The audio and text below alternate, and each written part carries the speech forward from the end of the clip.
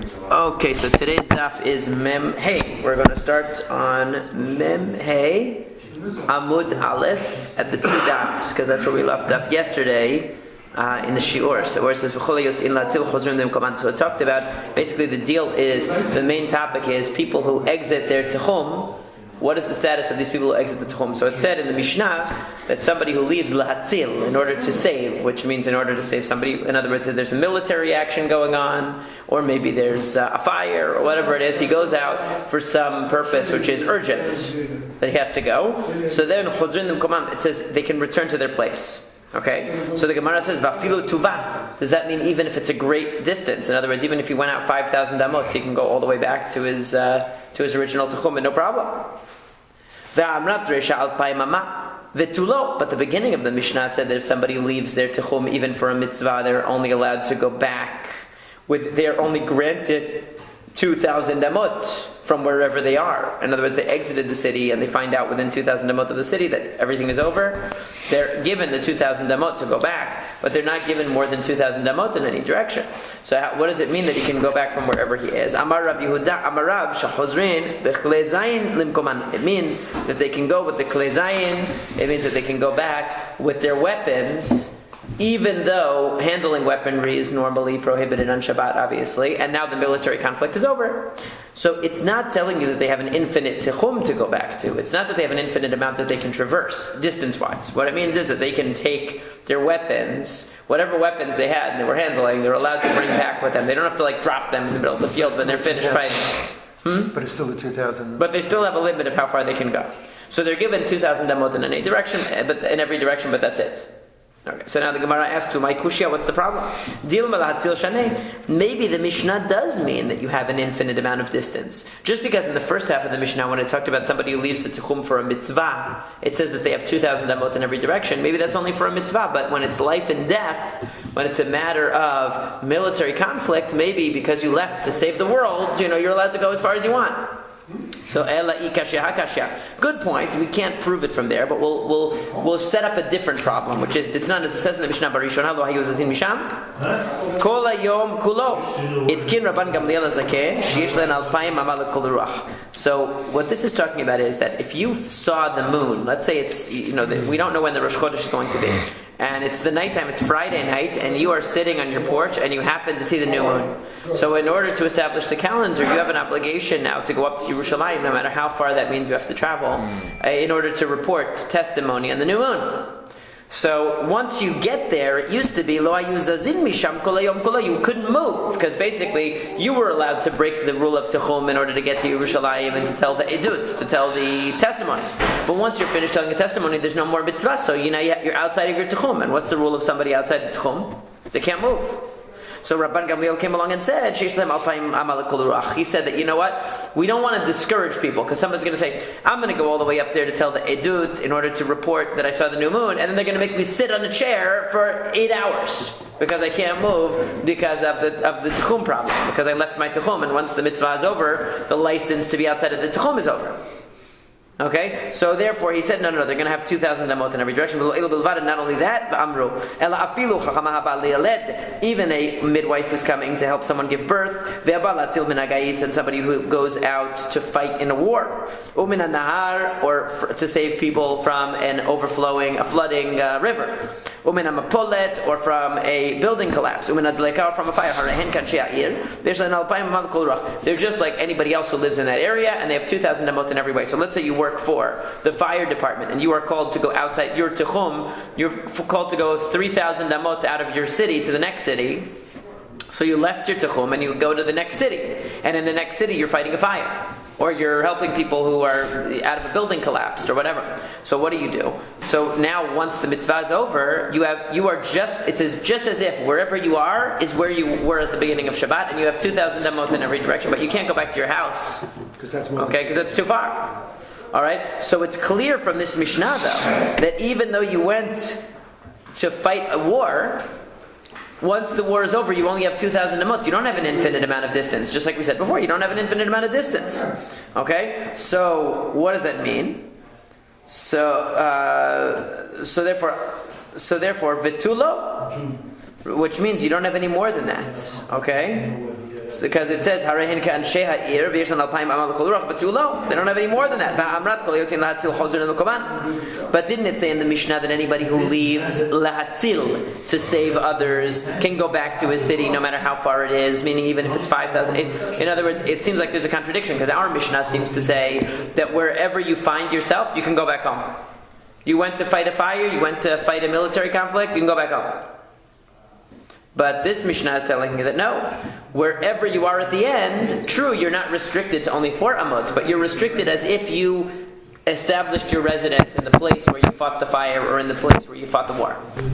So what's the resolution? So afilu tuvat. So our Mishnah implies as far as you need to go, you can go. Amar Rav Yehuda Amar Rav shechozrin b'klei zayin l'mkoman. What it means is that you can, wherever you are, you're allowed to take your weapons with you. It doesn't mean that you can go as far as you want. You can go all the way back to your house. But it means that you don't have to abandon your weapons as soon as the conflict is over. Kidetanya, as it says in the Braita, Barishonah, Yomanichain Kalei Zayinan. Because it says in the beginning, what would they do? The rule was, once you finished, you're allowed to fight a war of self-defense on Shabbat, obviously. But once the war is over, they used to deposit their kalei zayin. They would, as soon as they came into the city and they were in a secure place, they would have to dump all of their weapons in the first available house. They couldn't carry them with them anymore. They weren't allowed to keep the weapons with them. So, but then later, once it happened, once the enemies found them. In other words, the conflict, they had won the battle, but the war was still going on. Let's put it that way. So the enemies came after them. So what ended up happening was the people had come back from the battle thinking it was over. So they deposited all of their weapons in the closest house in the city. They're not carrying their weapons on them anymore. But then the enemy comes back for another attack. And when the enemy comes back for another attack, what do? Everybody rushes to that one building where they had deposited all their weapons when they came back from the first battle.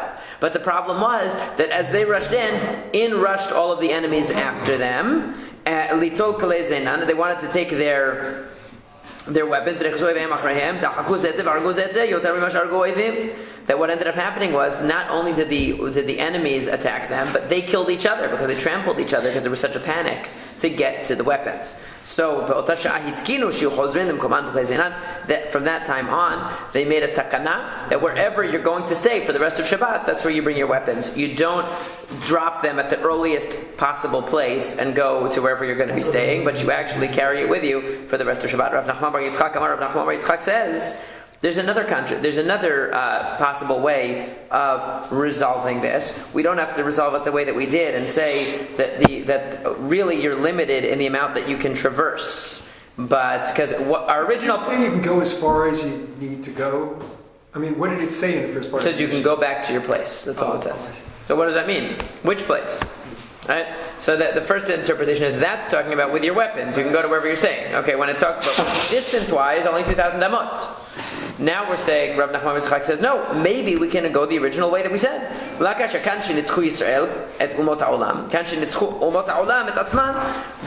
what the distinction is like this, that when the Jews win the war, everyone's limited to 2,000 amot. Because all's quiet on the Western Front, right? They're not worried. But when the Jews are defeated, they're worried that there's going to be another wave of attacks. They can go as far as they need to retreat, all the way back to their homes.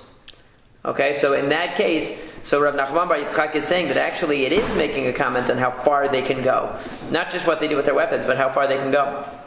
That they can go all the way back as far as they need to retreat to the security of their own home base, basically, even if it's further than 2,000 amot. Even though the war is over, since they lost the war and they have to fear that there's going to be another wave of attacks, they're allowed to go as far as they want. And if they win, then they're limited. What? And they carry the weapons. Right, that's also true. But that seems to be a separate point.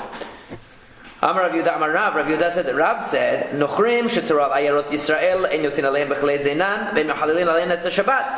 That if non-Jewish armies lay siege to Jewish cities on Shabbat, you can't fight them with weapons and you can't desecrate the Shabbat. Tanya Nami Hachi, we learned similarly in a Braita, Nochrim shetzorah b'chalei, that when non-Jews lay siege to a city, we're not allowed to desecrate Shabbat to fight them. But Medvarim Amorim, what are we talking about? Al iskei That's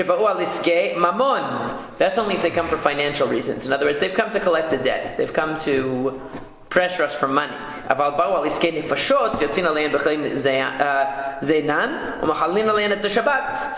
if they come for iskei nefashot, in other words, if it's a matter of life and death, then of course you have to go fight.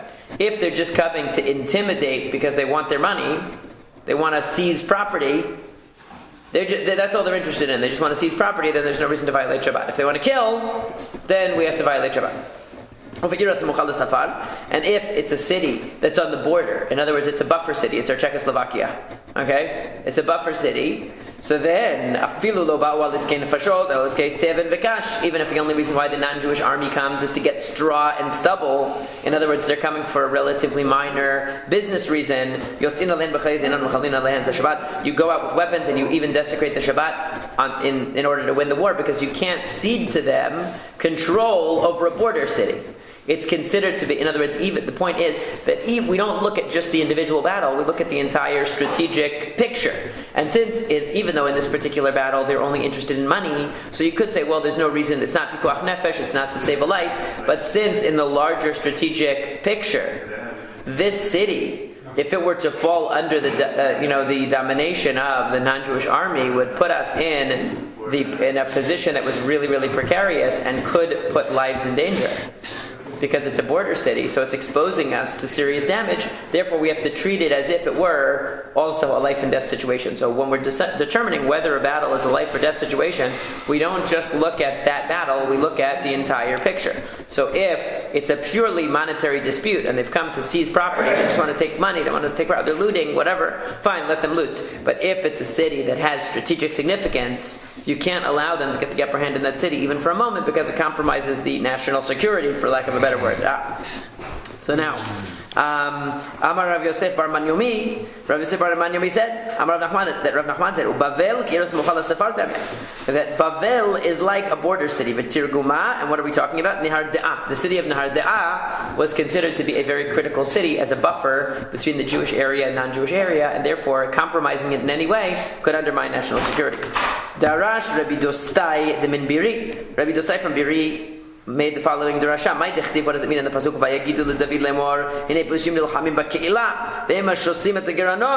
What is it? What is the meaning of the pasuk when it says that they told David that Plishtim were looting in Keilah, and they were looting the granot, they were looting the threshing floors. In other words, they were going in and stealing the grain. Okay, so David had to respond to this militarily. Tana Keilah ira semucha lesafaraita vehem lo ba'u l'sketem v'kash tichtiv vehem ashosin et hagranot. That Keilah was a border city, and the only reason the Plishtim were going in there was they were looting, which was usually the case with the Plishtim. The Plishtim were not really interested in killing. They weren't like today's Palestinians that they want to blow themselves up. They were interested in money only. They were always trying to steal money, and it was usually financial and territory related. So they were just looting. And yet, because it was a border city, David wants to go, considers it a critical battle, and he goes in and he asks the Urim V'Tumim, which was how the kings used to do it. Vayishal David b'Hashem lemor, ha'elech v'yiketei b'Plishtim ha'eleh, v'yomer Hashem el David, lech v'yiketei b'Plishtim, v'oshatet Keilah. That David asked, should I go? And Hashem said, yes, go and fight these Plishtim and save Keilah.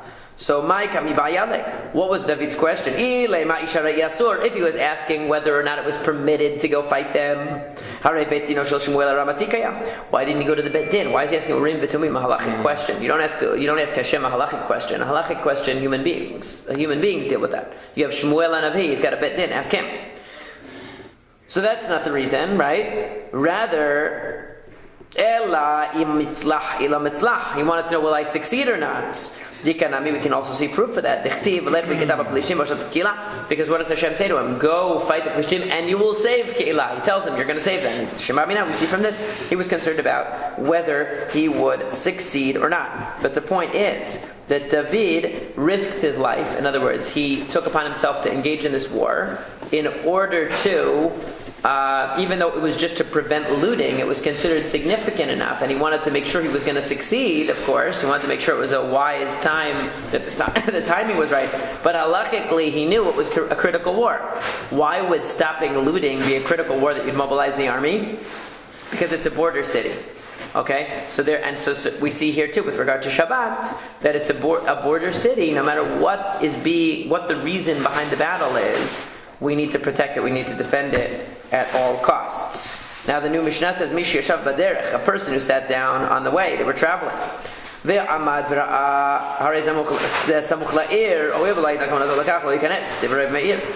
if a person was traveling on Shabbat, traveling on Friday, and he stops at a certain place, and then he continues, when Shabbat starts, he starts walking and he realizes he's right outside of a city.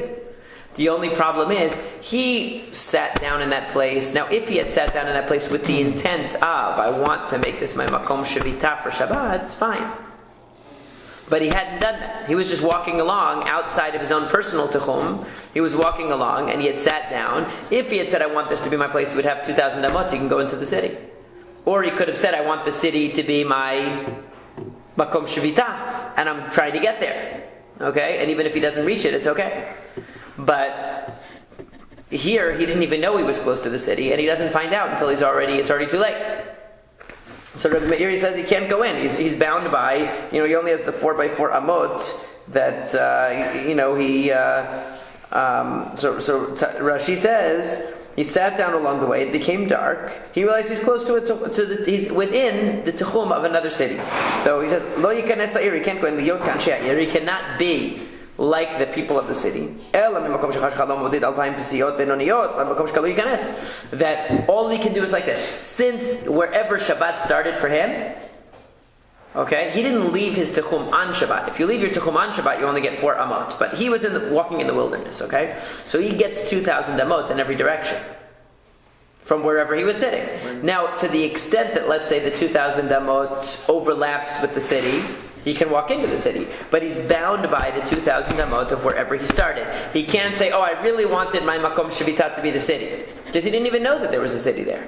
Had he known, maybe it would be different. Alright, so, what is it? But now the Mishnah says, Rabbi Yehuda says, he can go in. Because since the place he's at was within the tichum of the city, we can assume he really wanted, if he had known, he would have really wanted to make his makom shavita the city itself. And therefore, the parameters of his tichum are going to be defined by that of the city, not that of where he was sitting on Erev Shabbat. And that would mean that the entire city, certainly he can walk around in, plus 2,000 amot from the walls. Not just 2,000 amot from where he is right now, and to the extent that that leads into the city, okay, but to the extent that parts of the city are outside of the 2,000 amot, he won't be able to walk all the way through the city. That's the big difference. Now, so the Mishnah says, there was a case of this where Rabbi Tarfon had this exact situation and he went into the city. So the Gemara says, Tanya, here's the bright to back up Rabbi Yehuda. Rabbi Yehuda says, Rabbi Tarfon shaya malech baderech. Once upon a time, Rabbi Tarfon was walking on the way. And it became dark. He ended up sleeping over outside the city because he didn't make it. L'shacharit, in the morning, mitza'u ro'ei bakar. Several shepherds found him in the morning and they said to him, Amrulo, Rabbi, Hareya ir lefanecha, hikanes, the city is right here, just walk a few more steps, you'll be there. And what happened? So he went into the city, he sat in the Beit Midrash and he learned all day. In other words, he didn't realize that he was so close to the city or he would have walked a little bit further to get in.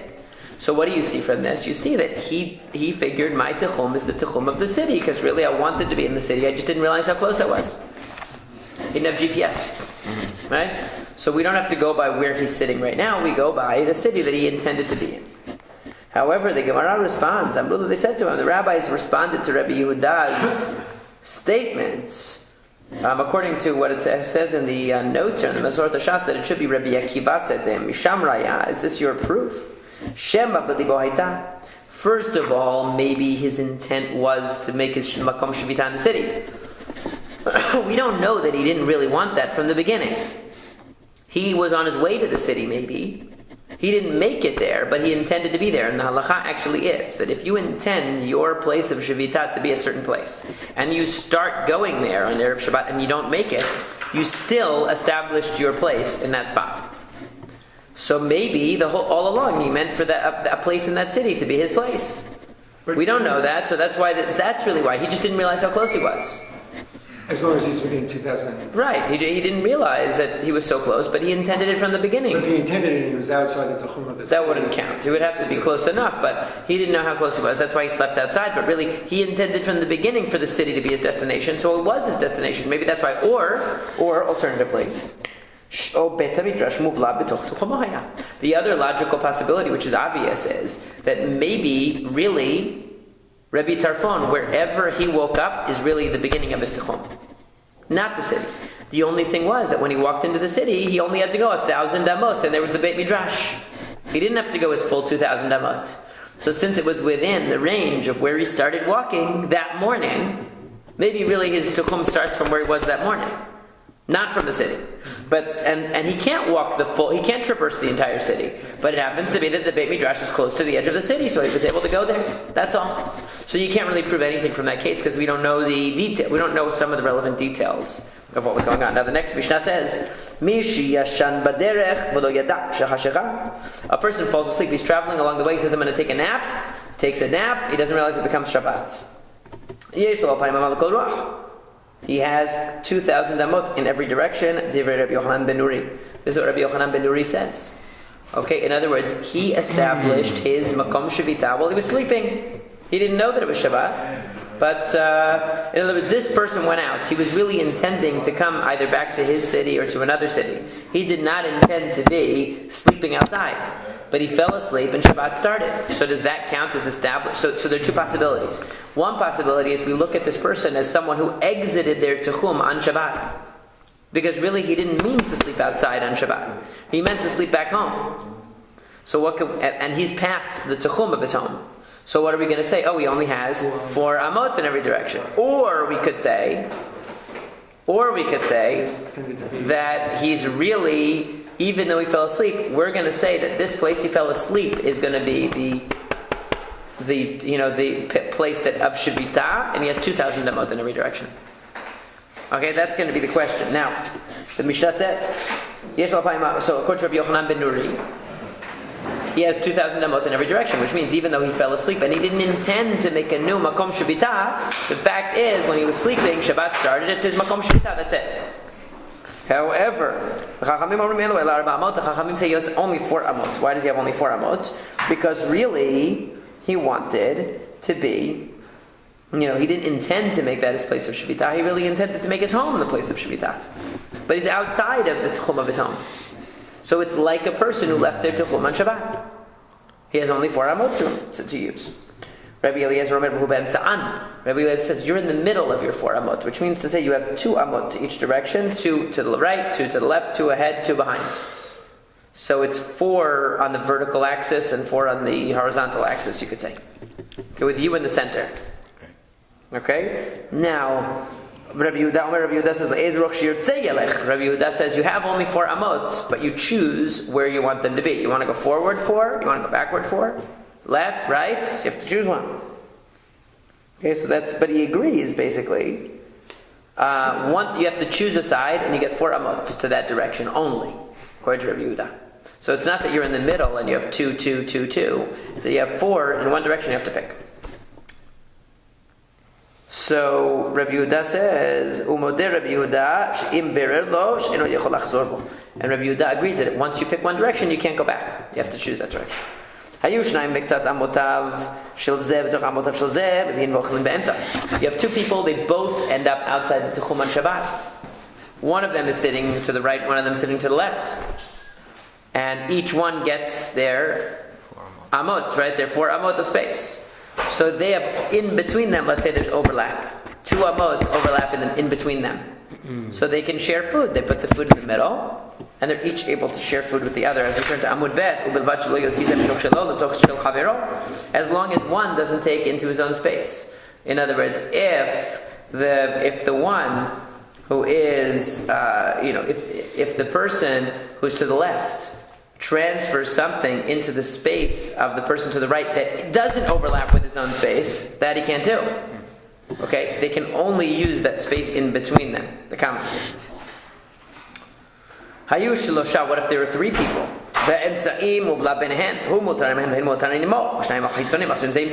So then you have a case where you have 3. The middle guy shares space with both the person to his right and the person to his left, but the person to the left and the person to the right don't share anything. So they're not allowed to transfer anything back and forth between them because their objects go like their own tachum. So like one guy has a bologna sandwich, the guy on the right has a bologna sandwich, the guy on the left, he loves bologna, he wants to have some, but he can't because the guy on the right can only share with the guy in the middle. The guy on the left can share with the guy in the middle, but the guy on the right can't share with the guy on the left because the bologna, the tachum of the bologna is established by the guy on the right. It can't travel outside of his tachum. Even if they come into the middle guy's space? Even if they both come into the middle guy's space? No, because middle guy's common ground to everybody, isn't he? Right, but only the middle guy, the objects of... Oh, you mean... Why can't, let's say, the guy to the left eat the bologna? Once he brought his bologna... Let's say he brings bologna into where the middle guy is. Right. So why can't he eat the bologna? The other guy So I think the reason is because, like, if the middle guy, it's only... We're looking at the middle guy, let's say the guy on the right has the bologna, so it's only to the right of the middle guy that the bologna can come. It can't come to the left of the middle guy, and the guy on the left wants a bologna, he can only access the part that's to the left of the middle guy. So the bologna can never cross over the middle guy to the other side. Okay, because the bologna is restricted. Now, so Amar Rabbi Shimon says, what is this similar to? If you have 3 courtyards, that there is one on the right, one on the left, and one in the middle. And each one is open to the Reshut Harabim.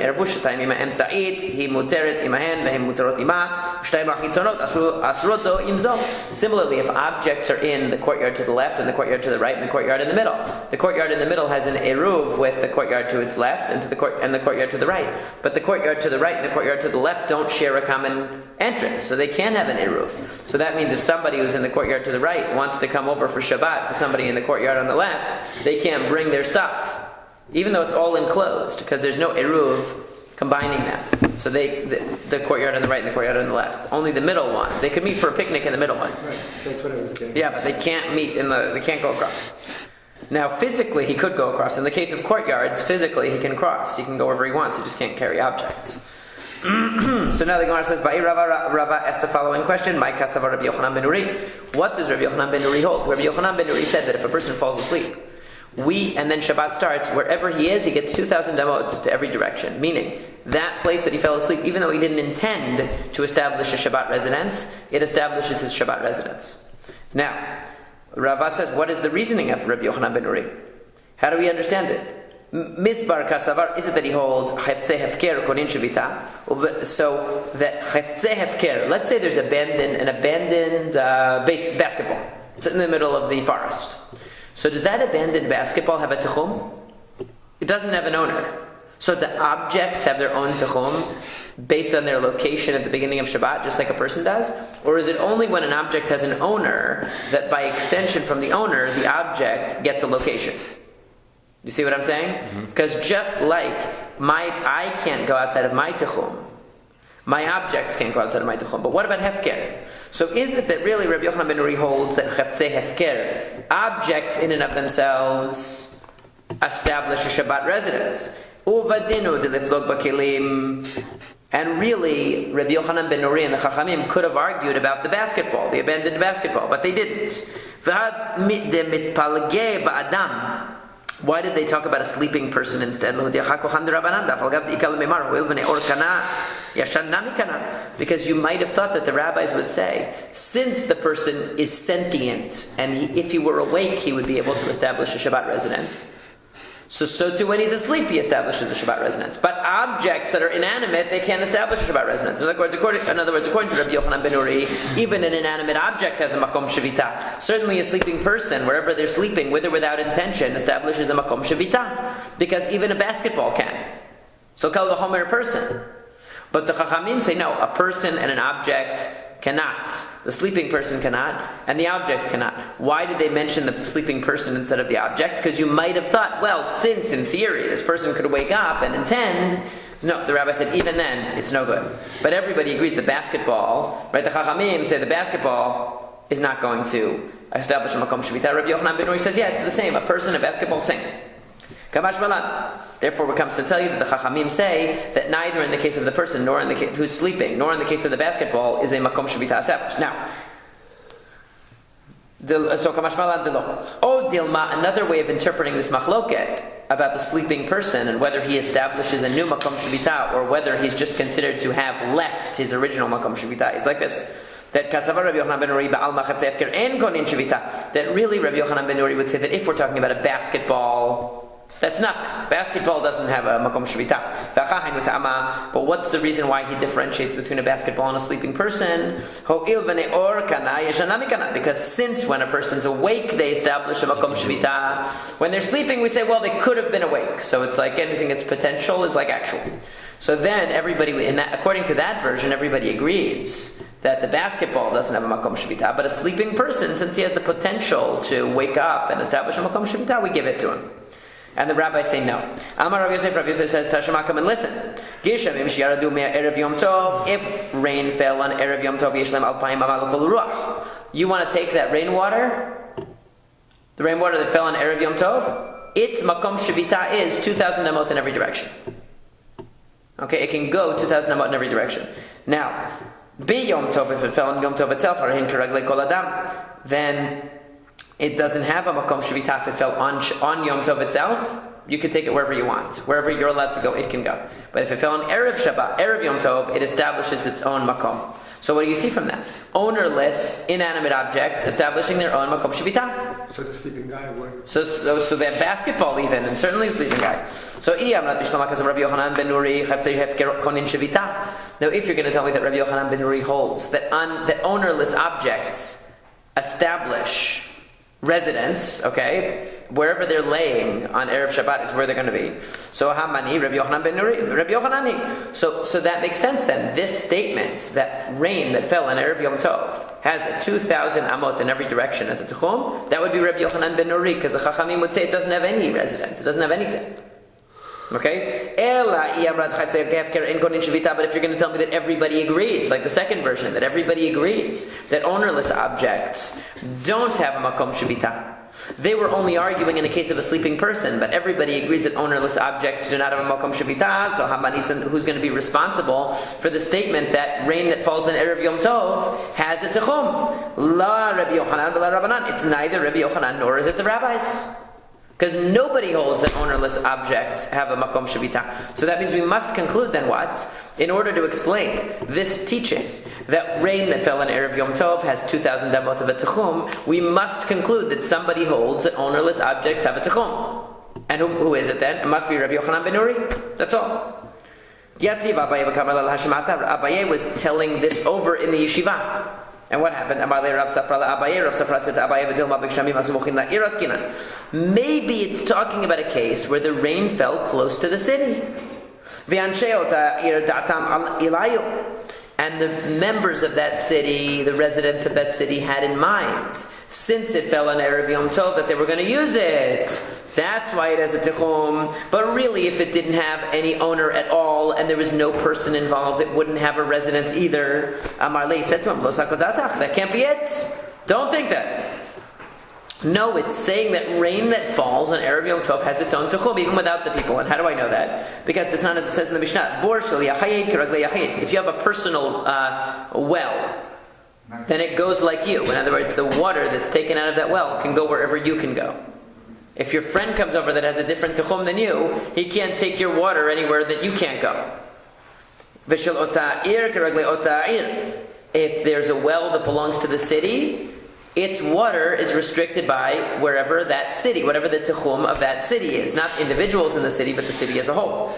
V'shel olei Bavel, and those who were coming up from Babylonia for the festivals, okay, and they stayed for Shabbat, kiraglei hamimaleh, then those wells that were set up for the pilgrims who would be coming to Israel, so they could take water from those wells and go as far as raglei hamimaleh. Each individual who filled the water established the tichum of his own water. So you have three levels. Private well, the owner establishes the tichum. Public well, the municipality basically establishes the tichum. If it's a special well that's for everybody, because it's for those who are coming up to Yerushalayim, then the individual who takes the water establishes the parameters. Okay, Vitanya, but it's He establishes the tikkun for the well. For the water that he draws. At the well. When he draws it, he establishes it. When he draws it. Yeah. So then Vitanya, but we learned in another Braita where Shel Shivatim Yeshlan Alpayim Mamal Kol Ruach, that it says that the well of the Shivatim, the well of a Shevet, of a tribe of Israel, has 2,000 amot in every direction. Okay? So Kashian Ahadadeh. This seems to be an intrinsic contradiction. Why is it an intrinsic contradiction? Because the well of the tribe should be the same as the well of the people coming up to Yerushalayim from Babylonia. In other words, it's an open public well for everybody. It's not restricted to a municipality or to an individual. So why is it in one case it says that the person who draws from the well, wherever they can walk, the water can go? And the other Braita says that no, depending where that well is, it has 2,000 amot in every direction, and it doesn't matter you individually where you can go. So the answer must be, it must be that the first Braita that said that it's determined by the individual, that's according to the Chachamim. Because they say that water by itself can't have any tichum. Only an owner can have a tichum. And since it was hefker, it's for everybody. It's not owned by an individual, it's not even owned by a municipality, so therefore it has no limits. You determine it when you draw it. And the one that said that the well that is hefker, that's for everybody, that's undetermined, has 2,000 amot in every direction, that must be Rabbi Yochanan ben Nuri, because he's the one that says that an object in and of itself can have a tichum. So, ki ata lekamei de Rav Yosef, when he came to Rav Yosef. In other words, this is Abaye, says to Rav Yosef, Amar lei setum hachikam Rav Safra v'achi ahadrele. He said, this is what Rav Safra asked me. And this is how I answered him. Because Rav Safra had raised the objection, maybe the only case where we see that water as a techum is where when the rainwater falls near the city. And Abaye said, no, it's not true. We have proof that there's definitely an opinion that holds that objects that are ownerless have a techum. So he told him over the discussion, Amar said, why did you have to go so far? Rav Yosef is the teacher of Abaye. He says, why did you have to go so far to prove it to him? Teach it to him from the source itself. We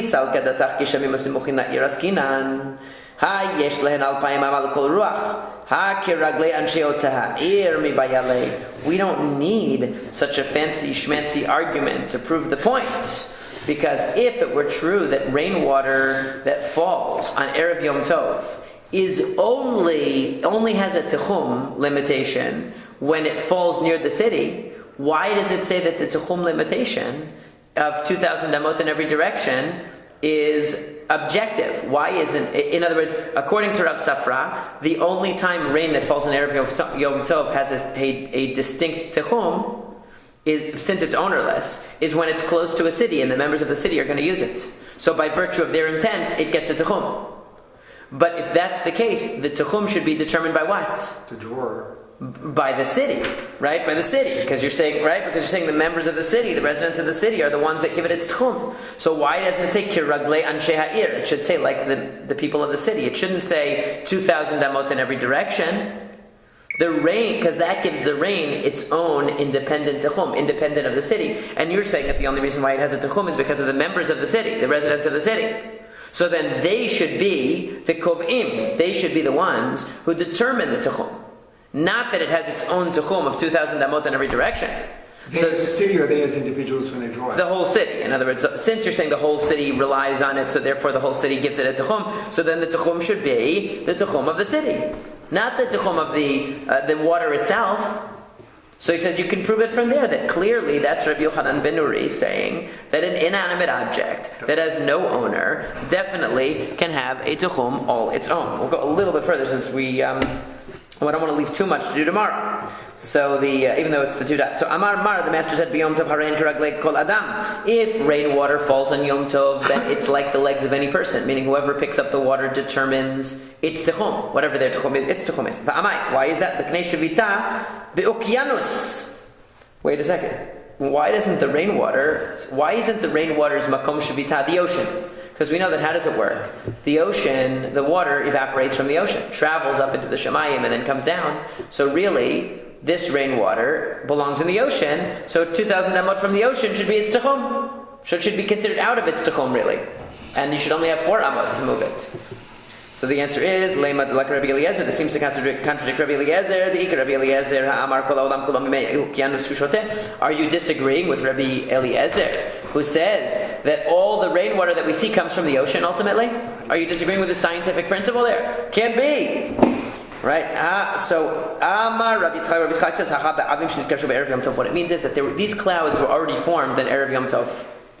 There were dark clouds over on Erev Yom Tov. So this water wasn't in the ocean at the beginning of Yom Tov, where it would have established its Makom Shevitah over there. It was already dark clouds right above us. Okay, so that's why. So that's why. So how do you know that? Maybe those clouds went away and these are new clouds.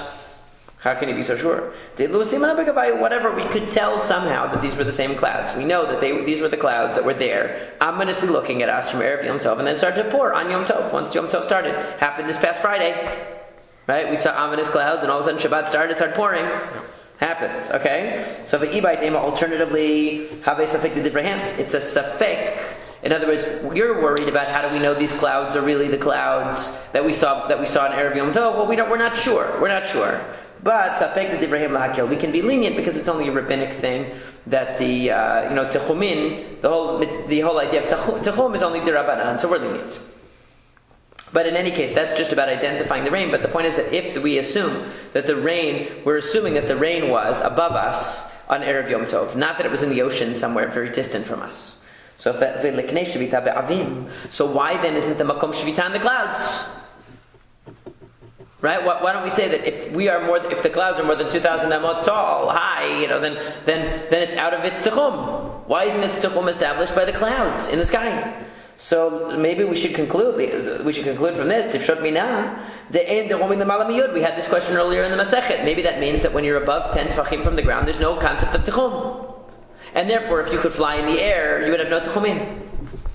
That's what we can conclude, right? We had this discussion in one of the dapim last week while I was in Israel. This was one of the discussions about Eliyahu Navi and everything, right, and the whole thing, about being over 10 tefachim. So, because if techum applies even when you're above ground level, 10 tefachim, you're up in the air, so then the rain should have its techum established up in the air. So the Gemara says, really, maybe techum applies even up in the sky. Maybe it does. And so then you ask me, well, how come the rain doesn't have its techum established based upon its position in the clouds? Shouldn't that be the case? So the answer is, but the problem is that the rainwater is not discernible in a cloud. When we look at a cloud, we don't see rain, we don't see raindrops, we see a dark puff of whatever floating above us. So it's not discernible. So since it's not discernible until it comes into our place, so the fact that it was resting there in a cloud on Erev Yom Tov, we can't really see it, we can't really identify it as rain until it's already begun falling. And when does it begin falling? It begins falling only on Shabbat itself, or on Yom Tov itself. So when it was in the ocean, we assume it wasn't in the ocean because it was already in the clouds from before Yom Tov. And when it's in the cloud, so the ocean's not going to be its place of Shevitah. The cloud's not going to be its place of Shevitah because we can't really see it in the cloud. So when is it going to start being a concern? Only when it starts to fall and identify itself as raindrops again. And by then, it's already Yom Tov, or it's already Shabbat, so it can't establish its place then. By then, it's too late. So then the Gemara says, Kol sheken davuluhu nolad. As we turn to Mem Vav Amud Aleph, then that means that you have a different halachic problem of nolad. It should be muktzeh, the rain, because it comes into existence on Shabbat or on Yom Tov. Because you're telling me that it doesn't exist when it's in the clouds. There is no rain. It's just a puff of something. And now it's becoming rain. That's nolad. It's a new thing. A new thing is muktzeh. The asireh should be forbidden. Rather, water in the cloud, it's not that it doesn't exist, it's that it's fluid and moving around. It's not resting in one place, it's floating. Floating, you can't establish a makom shevitah. It has to be stationary. And in fact, once we have that principle, ukyanus nami lo dekshulach. We can say the same thing regarding the water in the ocean, that even if this rainwater would be presumed to have been in the ocean on Erev Shabbat or Erev Yom Tov, the ocean is not stable. The ocean is Meidad Naideh, it's something moving around, and something moving around is not a Makom Shavita. Vitanya, and we learned in a Braita, Neharot, Amoshachin, Ma'ayanot, Nov'in, Harehen, Kiraglei, Kol Adam, that rivers that flow and springs that burst forth with, water, springs that gush, whatever you want to call it, Harehen Kiraglei Kol Adam. So what might you think? You might come to the river and say, well, I want to take water out of the river. The only thing is, this water before Shabbat was probably 4,000 amot away. Now it's here. It's out of its techum. So how can it be that I can take this water, and it says Kiraglei Kol Adam, I can carry it back to my house? I can take it, as long as we're talking about in an enclosed area, but the point is I don't have to worry about the techum of the water. Why not? Because since it's in constant flux, it doesn't establish a makom shavita. So I don't have to worry about where it was when the sun set on Erev Shabbat. Right now it's moving. It was moving the whole time. So the person who takes it, if it's Mayim Chaim flowing, then a well would be the same thing. It doesn't have to be a cistern. That's why it says a bore. A bore is a cistern that just collects water. It could actually be Mayim Chaim. Right, but if it's flowing, we're not worried about where the water was at the beginning of Shabbat, because it's not a makom shavita, it's constantly in flux and it's not stable.